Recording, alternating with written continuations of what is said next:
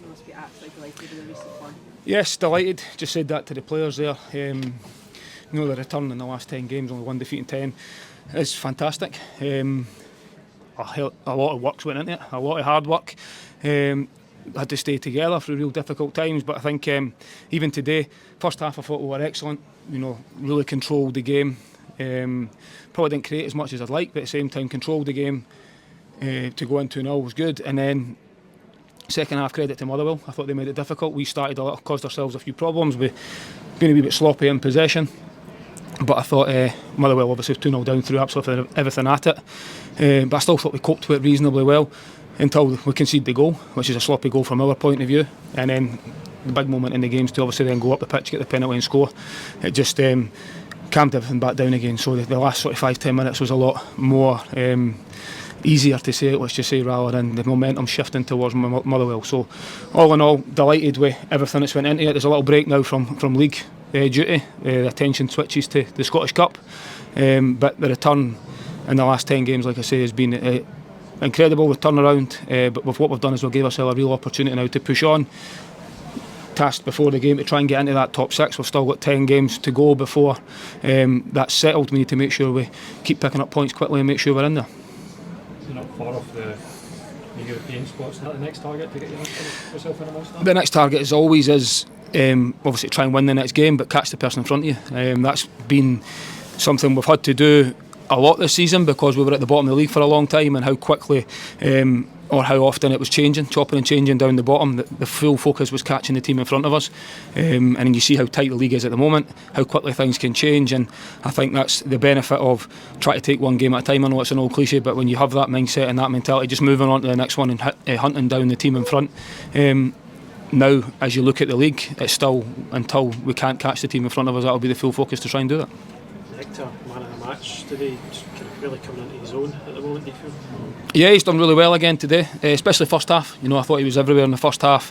Real good composure on the ball as well, and then even moments in the second half breaking up the play. He's not played as a centre midfielder for a long time in his career. Obviously came over as a centre back, so doing a lot of work with him trying to get him into that position, and you can clearly see he's getting better all the time, which is great. He's still young, you forget how young he is, only 21-year-old, and he's got that attitude and desire to keep improving. That's the big thing. As a coach, it's brilliant to work with players like that are desperate to improve, and even though he is a lone player, he's still someone that I think he's shown when he came in. He's very much part of the team and really enjoying his football at the moment, which is great.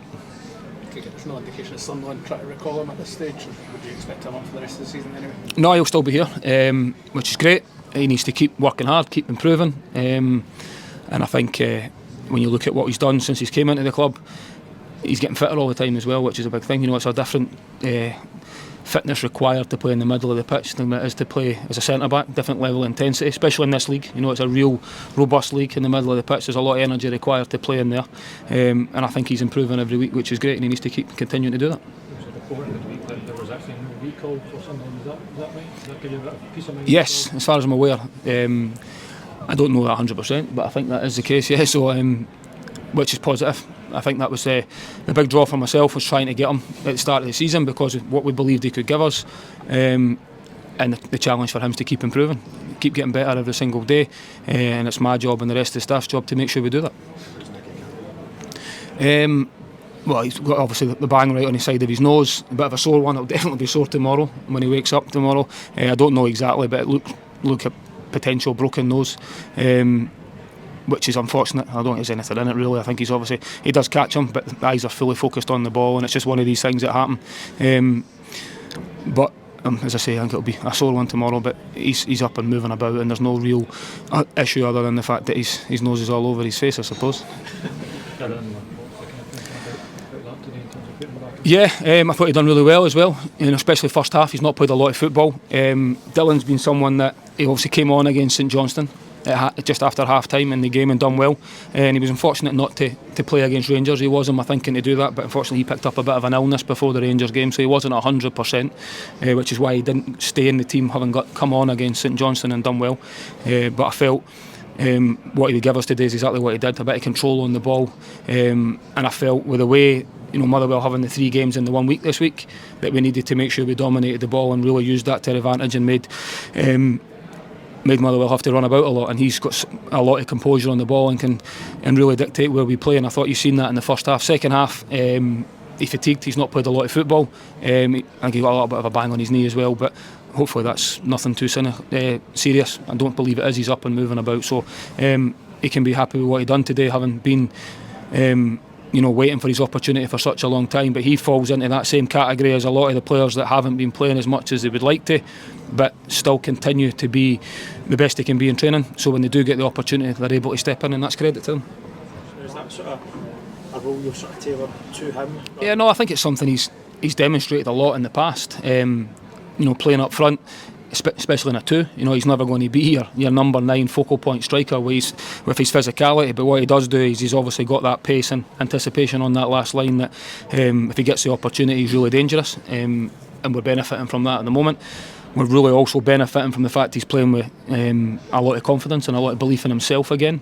Having went through a difficult time at the start of the season, playing with injuries, a bit of loss of form, chasing his form a little bit, and dealing with the responsibilities that come with that. I've moved him into that sort of leadership role and the responsibility that comes with that.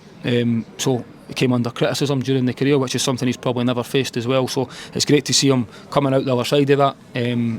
And then you see it again today, his effort, his desire to make sure we got over the line today was clear, even right to the very end, which is great for him. I know you've heard it many times before, but you can't ever get bored of the fans singing your name. No, listen, as long as they're happy and they're singing, that's what we need them to be right behind us, which they have been for a number of weeks now, all season, to be honest, even during difficult times. But you can feel that around the stadium, the connection's there at the moment, which is fantastic. We need to keep using that. They need to keep believing and keep pushing us forward, because they do play such a vital role. And we need to make sure with the games we've got left, especially before the split, I think we've got 5 home games, 5 away games, that they'll support us right to the very end. We know that, and it's our responsibility to make sure that we can try and send them home happy, which we've done today, which I'm grateful for.